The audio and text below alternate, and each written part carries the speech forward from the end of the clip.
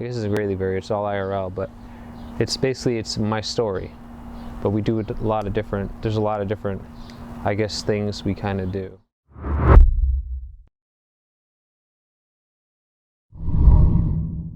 I tell Jad about Vpgloves, who crossed the country for a job offered by a guy named Joe and found himself dumped at a McDonald's in San Luis Obispo.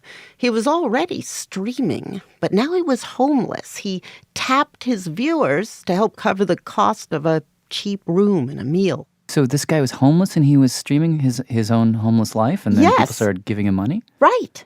How did this guy get an audience to begin with? Is he a super charismatic, funny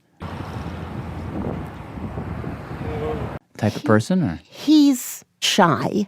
Sure, I'll do it right now, I swear. Low-key. He is nice. He's in the house! Hey, thanks, Albert. We just did that, didn't we? Yeah, thanks, Albert. Thank you. We managed to get Gloves and Weezer, who moderates Gloves' chat, into a studio. We were recording, he was streaming, and I could watch the chat weighing in. You're not nervous, are you? A little bit. Just introduce yourself. Who are you? How old are you? Where are you from? Okay, I'm Vpgloves from Twitch TV. I'm 38. You don't want to use your real name? Alex. Now, Alex, Gloves, produces heaps of streaming content practically every waking moment, and sometimes draws a couple thousand viewers, some of whom contribute regularly to support his life on the edge.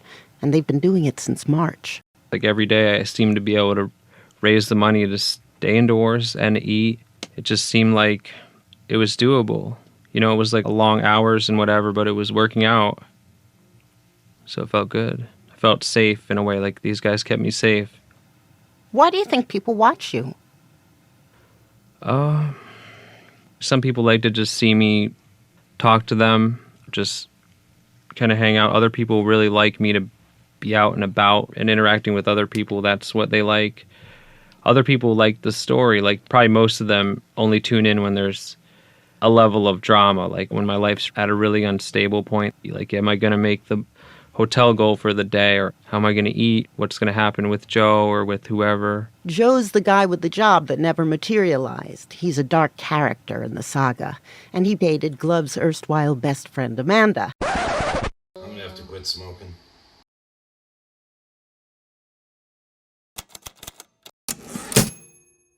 Yeah, I got some weed, actually. I got some great weed. He's trying to open the door. I don't know him. Are you recording me? No. Is this for your show? No. Use my content for your show. Oh, no, This guy no, that did... no. Well, I don't know what happened there. Okay. There was a lot of like really dramatic and just bizarre phone conversations between Amanda and Joe. Just really, just bizarre. Joe, you're not gonna freak out all night? No, I'm fine. You're gonna love me tonight. It's ready to send to Italy if I want.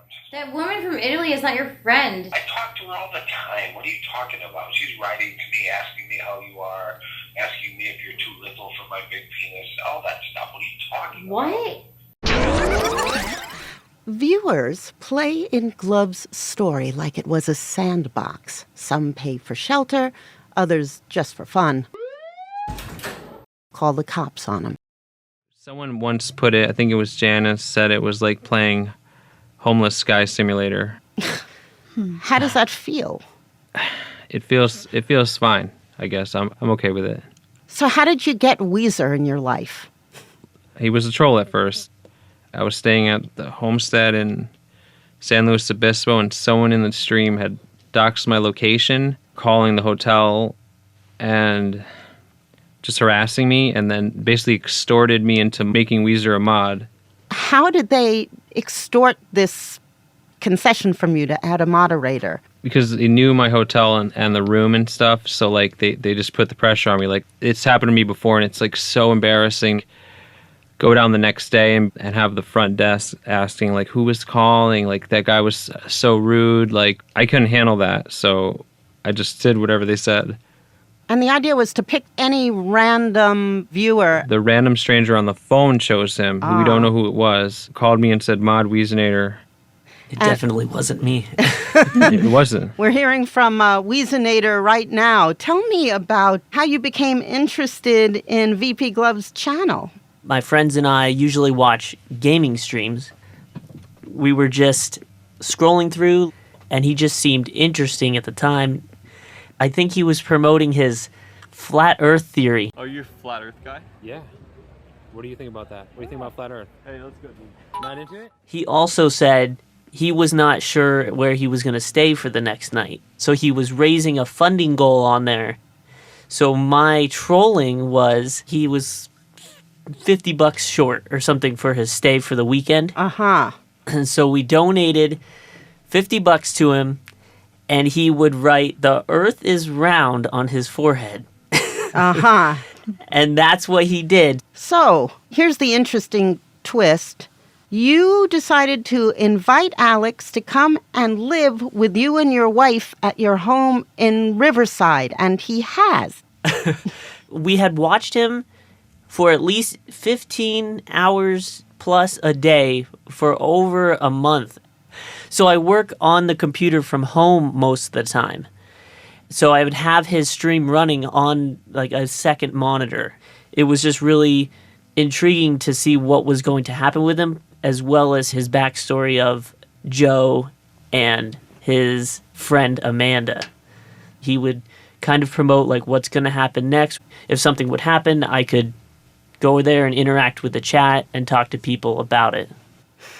You were essentially inviting someone you'd never actually met into your home for an indefinite period. We didn't necessarily feel like we didn't know him because we had been watching him for, at that point, maybe 2 months now, a large portion of the day, and we wanted to help him out.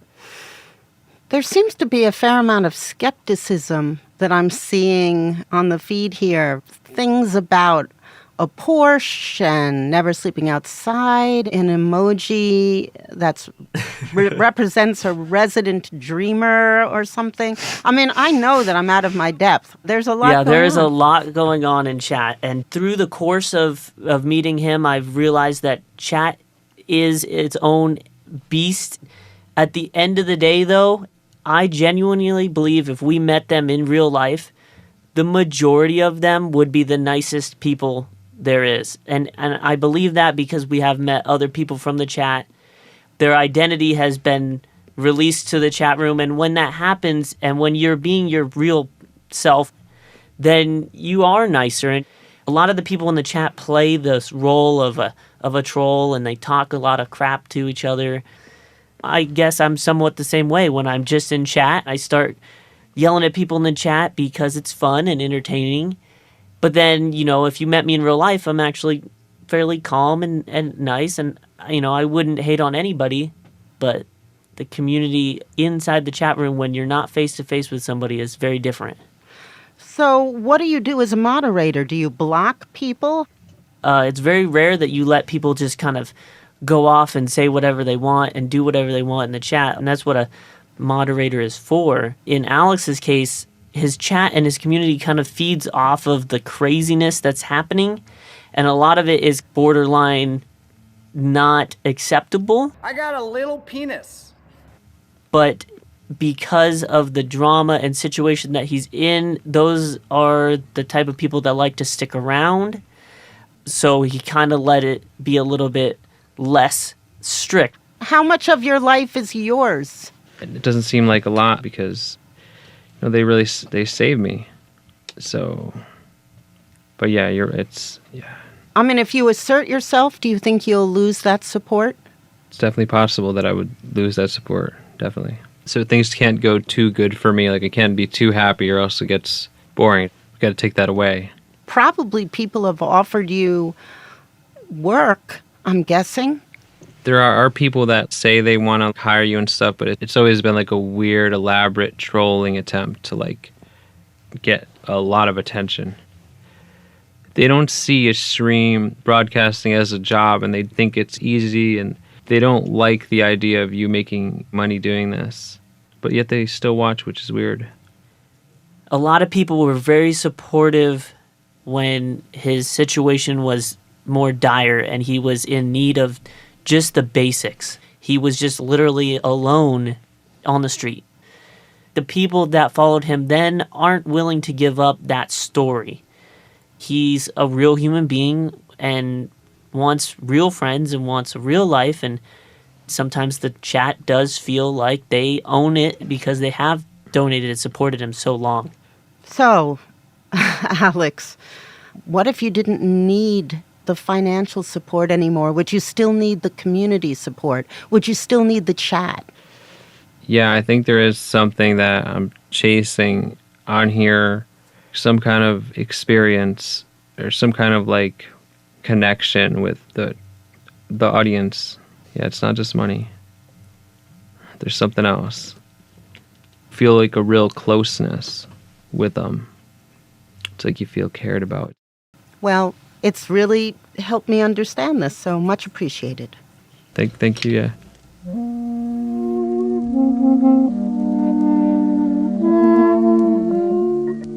There's a magic. He said he felt cared for, but nothing comes for free. As Weezer said, often we're not as good when we're anonymous.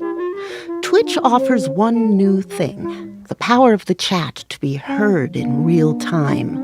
The next advance will be when every member of the chat can be seen in real time. Every new entertainment exposes a little more of who we are as a species. If we could see ourselves in action, who knows who we could be? Twitch, do you feel me?